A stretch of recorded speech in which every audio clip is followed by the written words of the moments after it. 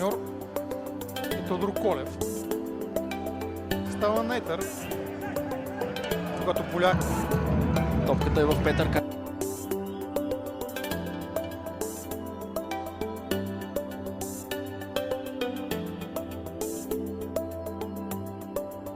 Центрира в наказателното поле. Василевич се справи след това ударното изпълнение. В случая доста майсторски с външната част на обувката. Петър Карангелов. Аврамов през центъра. Улфред Симонс премина отляво на атаката. Топката е загубена. Карангелов ще опита удар от над 50 метрова дистанция. Димитров обаче. Ние отново видим това, което се опита да направи Петър Карангелов. Над 50 метра дистанцията от... Нея центрира в наказателното поле и с дружни усилия за втори пореден път футболистите на Етър се справиха, а не само, имат възможност да организират бързо нападение. Подаване с възможност Димитър. Още наш прекрасното подаване към Димитър Илиев. Шанс да е имал топката да мине над вратата и той излиза на преден план. Тук късмета се усмихна на Локомотив Горна Оряховица. Ситуация 3 на 2 отнета топка. Вижте само. И ръка за ръка.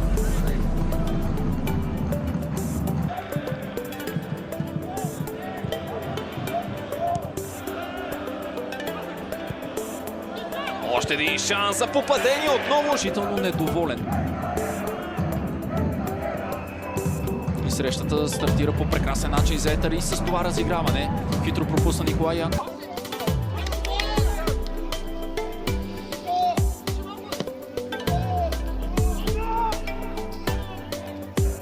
Да опознаят силите и слабите страни на съперника. Тези два в FBet Лига.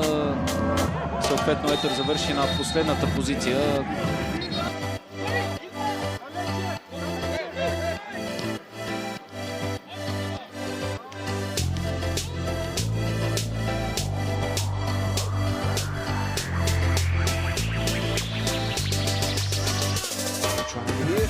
Василев, Ивайлов и Найденов.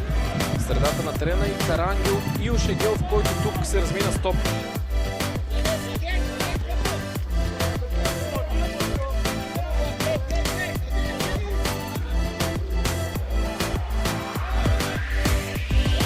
Ходе Росен Иванов за Шериф Осман.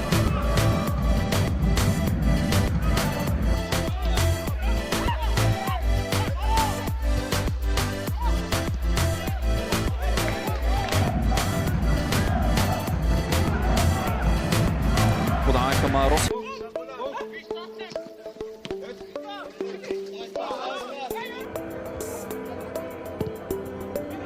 Покато на Димитър Василев, Георги Каракачев, Петър Карангелов, Димитър Иванов и Калян Кръстев. Отново Иванов владее нещо средно между изстрел и центриране се получи.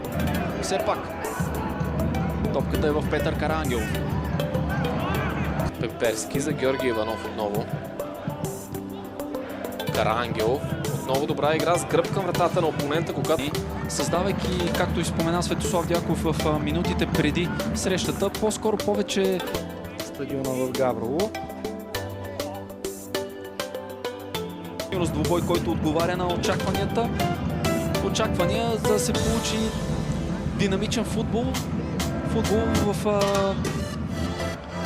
Този сезон, в който единствено силната игра и безапелът. Плуваща агитка.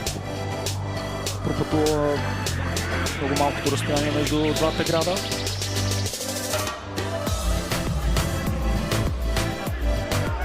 И очакванията на всички в Велико Търново е този. В момента оглавява време в фокусиране с два кръга на мисля втора лига. Това през днешния ден. Трябва да спечели и от нелесното гостуване.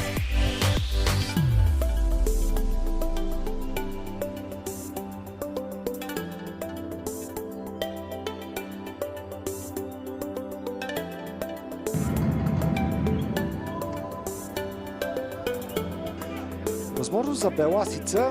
Димитър Иванов владее топката. Позабави се той.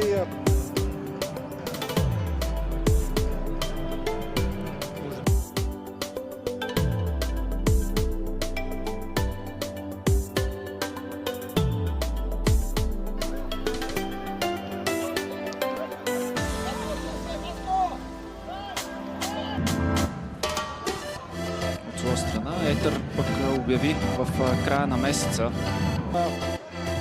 И Костадин Ангелов заедно с Танчо хубаво владят топката, но след това с помощта на Ергин намери начин Да бъде изработен в побоите си преди днешния, така че може би не е изненадващо, че тимът допуска гол в пореден двубой. Тъдният футболист на Пирин със сигурност за домакините това е Росен Иванов. Решава сам да действа. Не се получава нищо.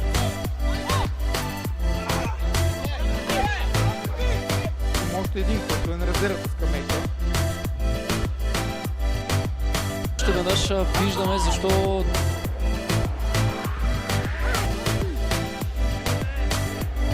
е бил част от Желев. Ясно, че опозиционен футбол без движение много трудно ще се постигне. Райнов. Един от ключовите фактори за Янтра през ходи.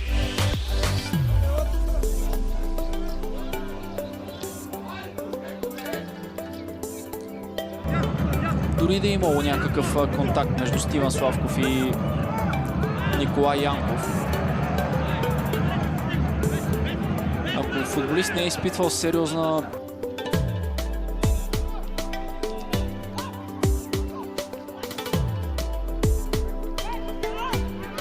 Петър Кепов и Стелян Добрев са другите двама човека, които влизат в стартовите 11.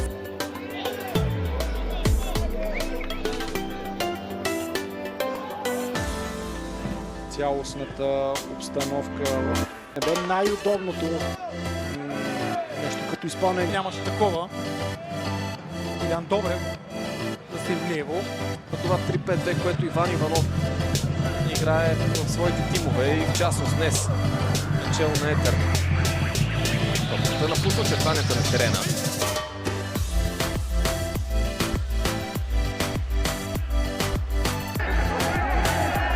Същото важи и за Тонислав Донков.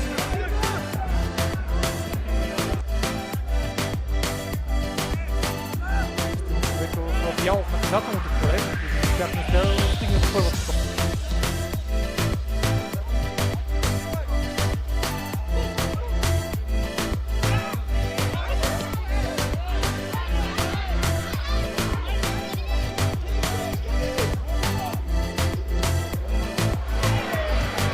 Втора лига.